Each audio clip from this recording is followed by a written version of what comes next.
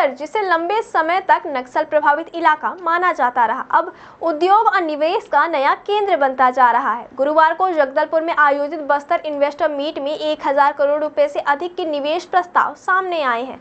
इस आयोजन के दौरान यह तय हुआ कि आने वाले समय में 38 कंपनियां यहां उद्योग स्थापित करेंगी, जिनमें हॉस्पिटल और होटल जैसी सुविधाएं भी शामिल होंगी।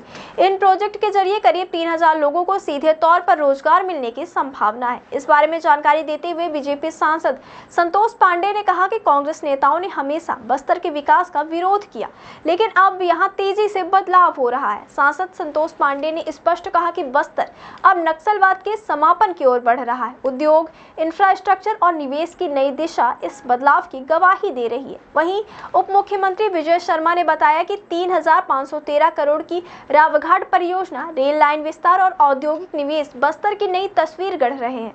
रावघाट परियोजना तेजी से आगे बढ़ रही है और इसके साथ ही कई बड़े इंफ्रास्ट्रक्चर प्रोजेक्ट पर काम किया जा रहा है। बीजेपी सांसद ने कांग्रेस पर आरोप लगाते हुए कहा कि उनकी सरकार में बस्तर की उपेक्षा की गई। लोहंडीगुड़ा की टाटा स्टील परियोजना कांग्रेस के विरोध का कारण शुरू नहीं हो सकी। वहीं भाजपा सरकार की नई उद्योग नीति और निवेशकों को दी गई रियासतों की वजह से अब विदेशी कंपनियां भी छत्तीसगढ़ की ओर आकर्षित हो रही हैं।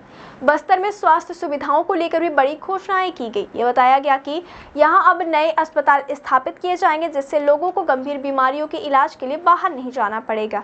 पहले ही भाजपा सरकार के कार्यकाल में मेडिकल कॉलेज की सौगात दी जा चुकी है और अब नए अस्पतालों की श्रृंखला इस क्षेत्र की जरूरतों को पूरा करेगी।